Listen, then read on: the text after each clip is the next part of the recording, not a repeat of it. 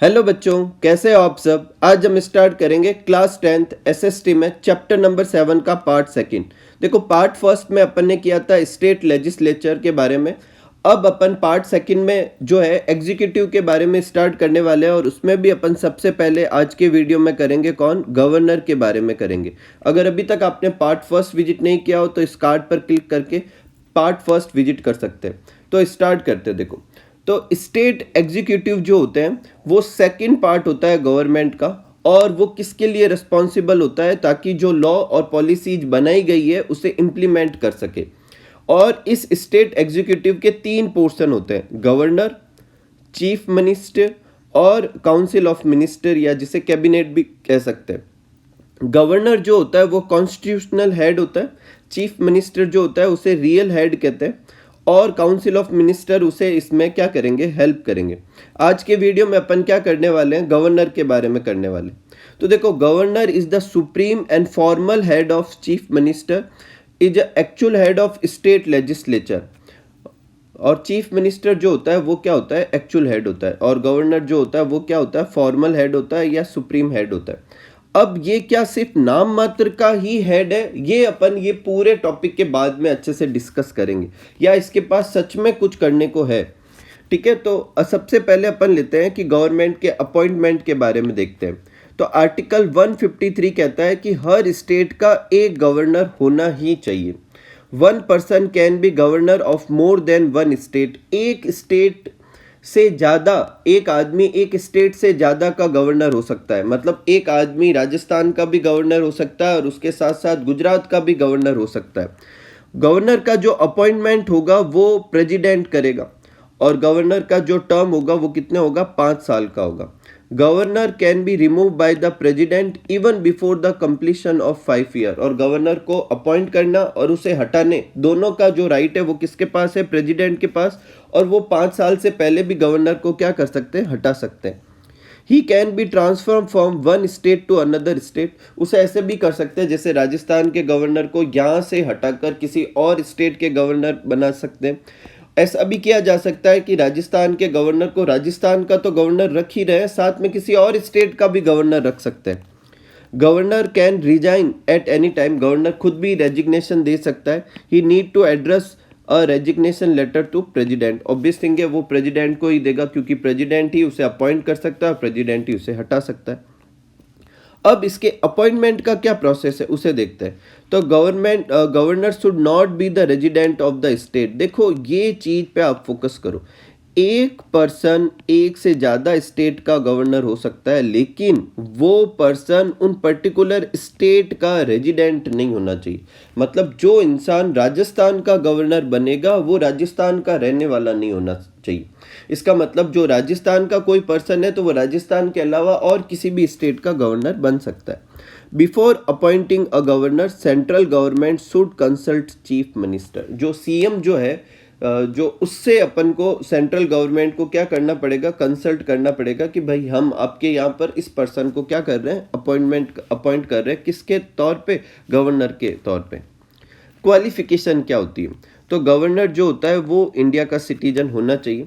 उसकी एज क्या होनी चाहिए, 35 ईयर या उससे ज़्यादा।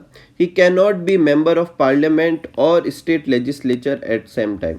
वो ऐसा नहीं होना चाहिए कि गवर्नर किसी भी किसी भी स्टेट लेजिस्लेचर या पार्लियामेंट का मेंबर हो। वो दोनों ही नहीं होना चाहिए, फिर ही वो गवर्नर बन सकता है। अगर वो है तो पहले उसे रेजिग्नेशन देना पड़ेगा वहाँ से। Governor can not enjoy any office of profit. ये तो हमेशा ही रहा है।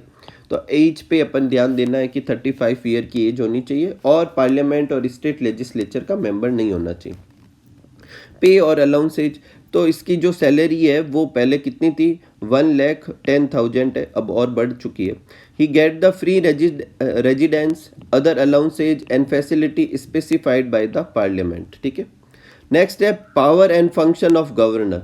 तो देखो, पावर और फंक्शन क्या क्या है गवर्नर के, तो इसके बारे में दुर्गा प्रसाद बसु जो है उन्होंने एक बात बोली है कि the power of governor are the same as president except in matters of diplomacy, military and emergency power. Obvious thing है कि गवर्नर का लगभग स्टेट में वो ही राइट है जो किसका है, प्रेसिडेंट का है। तो उसकी पावर अगर छोटे पैमाने पे देखी जाए, पैरामीटर पे देखी जाए, तो वही है जो प्रेसिडेंट की है। लेकिन कुछ पावर उसके पास नहीं है, जैसे डिप्लोमेसी की। ऑब्वियस थिंग नहीं होगी कि डिप्लोमेसी जो होता है, बोले तो आप किसी और कंट्री के लिए जो मतलब होते हैं ना, उनसे बीच में जो भी ट्रीटी वगैरह साइन करना है, कैसे रिलेशन करने हैं, वो सब।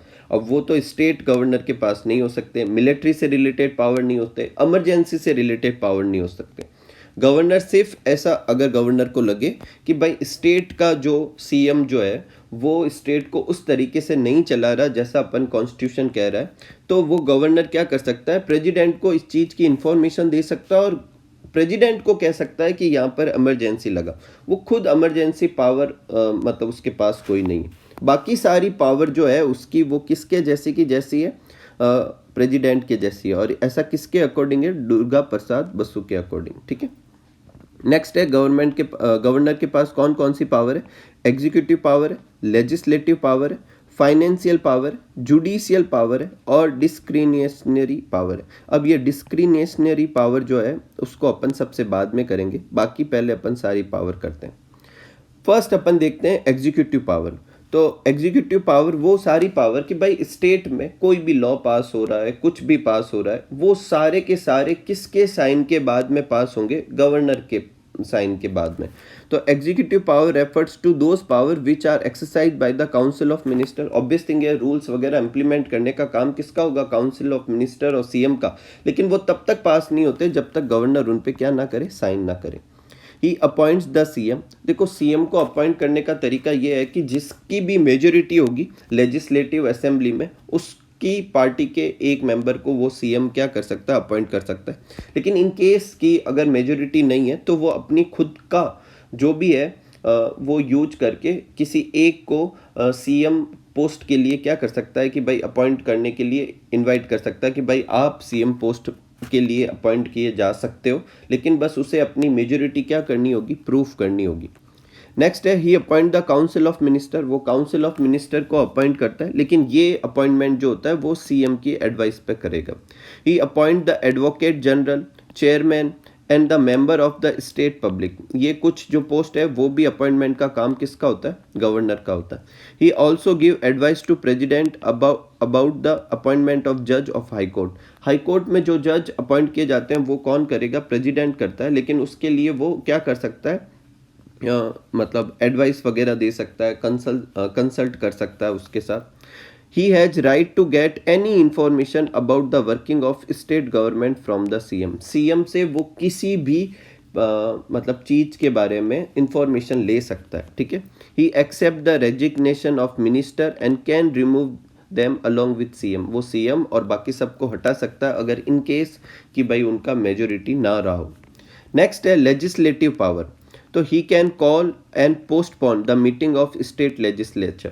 स्टेट लेजिस्लेचर की जो मीटिंग होती है और उसमें दोनों आते हैं, स्टेट लेजिस्लेटिव असेंबली और काउंसिल दोनों आते हैं, उन दोनों की जो मीटिंग बुलाना और उसको पोस्टपोन करना, ये सब काम किसका होता है, गवर्नर का। गवर्नर स्टेट की जो अपने लोअर हाउस है, जो कि कौन सा होता है, लेजिस्लेटिव असेंबली, उसको डिसॉल्व भी कर सकता है। किसकी एडवाइस पे, सीएम की एडवाइस पे। हालांकि सीएम की ये एडवाइस उसे माननी है या नहीं माननी, ये उसका राइट है।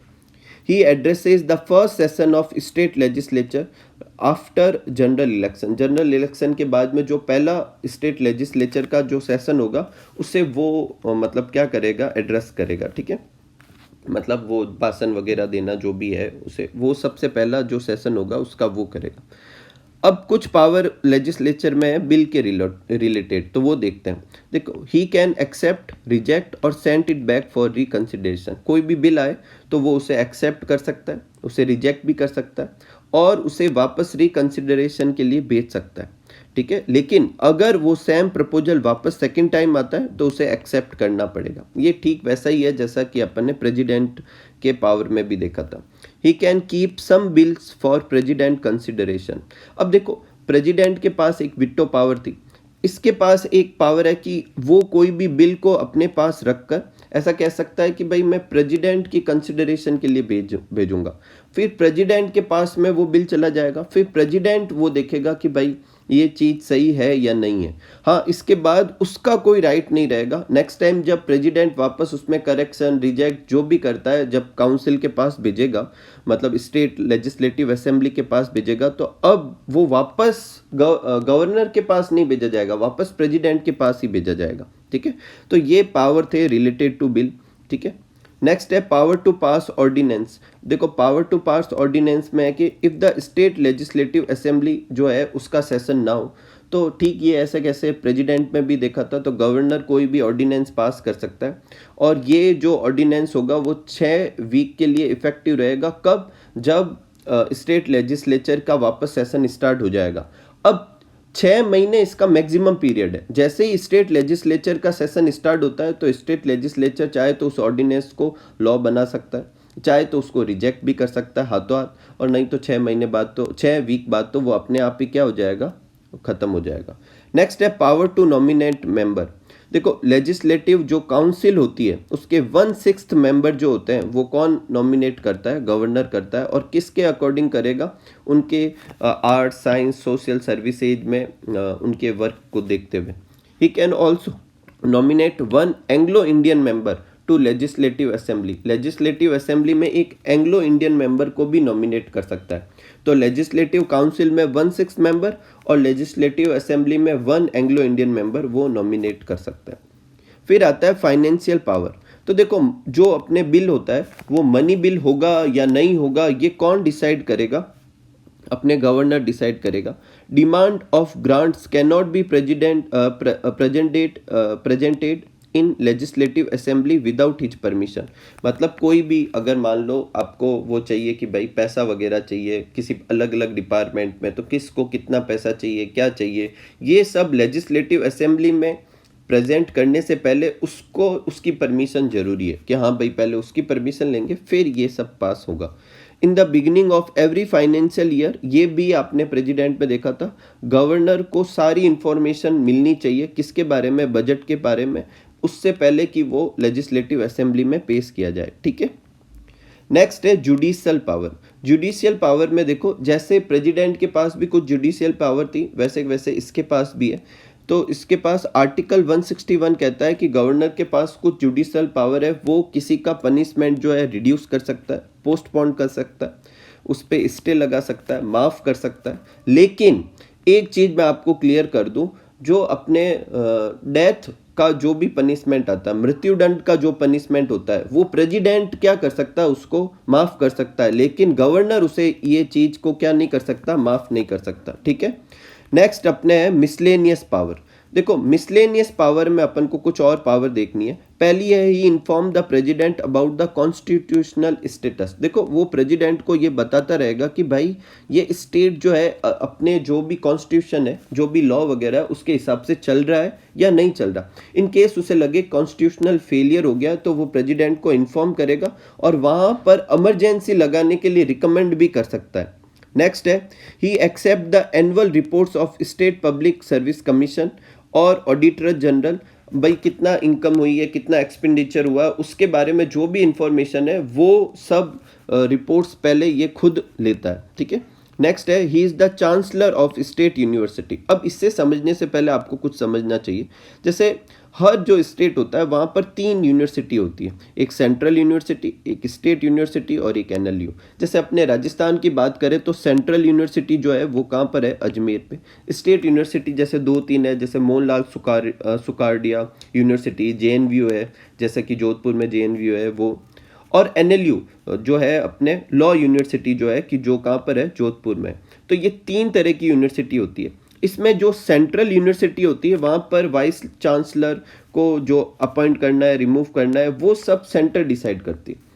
एनएलयू में जो अपना चांसलर होगा वो कौन होगा? यूनिट्स जो अपने हाई कोर्ट है उसका जो जज होगा वो होगा। ठीक है, अब यहाँ पर पीछे बच जाती है स्टेट यूनिवर्सिटी। अब स्टेट यूनिवर्सिटी का चांसलर कौन होता है? गवर्नर होता है, और वो वाइस चांसलर वगैरह को अपॉइंट करना, उन्हें हटाना वगैरह ये काम वो करता है। ठीक है, नेक्स्ट है पोजीशन ऑफ गवर्नर, और इसमें अपन डिस्क्रिशनरी पावर को भी देखेंगे। देखो पोजीशन ऑफ गवर्नर क्यों डिस्कस कर रहे हैं? ये इसलिए डिस्कस कर रहे हैं कि कुछ लोग जो है ये पावर जब अपन सब स्टडी करते तो ऐसा लगता है कि क्या भाई गवर्नर के पास सच में कुछ राइट है या नहीं है, वो सिर्फ फॉर्मेलिटी का पर्सन है अपने स्टेट के गवर्नेंस में। तो उसको अच्छे से समझते हैं अपन ने। देखो आर्टिकल 163 कहता है कि कॉन्स्टिट्यूशन जो है उसने कुछ राइट दे रखे हैं गवर्नर को कि वो कुछ सर्टेन केस में अपनी डिस्क्रिमिनेशन पावर को भी यूज कर सकता है। बाकी जगह पर उसे कैबिनेट की क्या लेनी पड़ेगी, परमिशन या सलाह वगैरह लेनी पड़ती है। अब वो कौन कौन सी पावर है, तो सबसे पहले है कि स्पेशल कंडीशन के अंदर चीफ मिनिस्टर का सिलेक्शन का काम वो करता है। देखो मैंने पहले भी बोला है आपको कि अगर किसी पार्टी की मेजोरिटी है तब तो ऑब्वियस थिंग है उसी पार्टी के किसी मेंबर को क्या करना होगा, चीफ मिनिस्टर बनाना होगा। लेकिन अगर किसी पार्टी की मेजोरिटी नहीं है तो वो किसी बड़ी पार्टी को जिसका भी कंपेरेटिवली ज़्यादा मतलब वो वोट है उनके पास, उनमें से किसी एक को वो अपनी तरफ से क्या कर सकता है, सीएम पोस्ट के लिए इनवाइट कर सकता है। सीएम को रिमूव करने का राइट भी है उसके पास में। कॉलिंग और postponing the session of state legislature, state legislative assembly को वो डिसॉल्व भी कर सकता है। जो रिपोर्ट्स वगैरह होती है वो प्रेसिडेंट के पास में भेज सकता है। कॉन्स्टिट्यूशनल स्टेटस के बारे में भी वो भेजता है। अगर उसे लगे कि सीएम बराबर काम नहीं कर रहा, उसके हिसाब से काम नहीं कर रहा, तो वहाँ पर वो इमरजेंसी लगाने का भी काम करवा सकता है, लेकिन किससे कहकर, प्रेसिडेंट को कहकर। ही रिटेन अ बिल, अगर वो कोई बिल है उसको पता है कि ये सही नहीं है तो अगर वो वापस पास कर देगा तो सेकंड टाइम तो उसको साइन करना ही पड़ता है, तो वो बिल को अपने पास रखकर प्रेसिडेंट के कंसिडरेशन के लिए भेज सकता है। वो हर इंफॉर्मेशन ले सकता है किससे, सीएम से। Request the president for directive before issuing the ordinance, अगर कोई ऑर्डिनेंस उसे पास करना है तो उससे पहले प्रेसिडेंट से सलाह वगैरह भी वो ले सकता है। और इन सारी पावर की वजह से ये बात क्लियर होती है कि गवर्नर जो है, हाँ वो रियल हेड नहीं है कॉन्स्टिट्यूशन का, लेकिन वो नॉमिनल चेयरपर्सन भी नहीं है, नाम मात्र का भी नहीं है। ऐसा नहीं है कि वो सिर्फ नाम मात्र का है, उसके पास कुछ सर्टेन पावर्स है। इसकी वजह से वो स्टेट की गवर्नेंस में क्या करता है, एक सिग्निफिकेंट रोल जो है वो प्ले करता है। ठीक है, तो ये अपने किसके बारे में था, गवर्नर के बारे में। इसके बारे में अपने अच्छे से क्वेश्चन भी आ सकता है, तो आप इसको अच्छे से प्रिपेयर कर लीजिए। नेक्स्ट पार्ट में अपन कैबिनेट और सीएम के बारे में करेंगे। मिलते हैं अगले वीडियो में, तब तक आप सब लोग खूब सारा हार्डवर्क कीजिए, खूब खुश रहिए, खूब मस्त रहिए। Thank you for watching.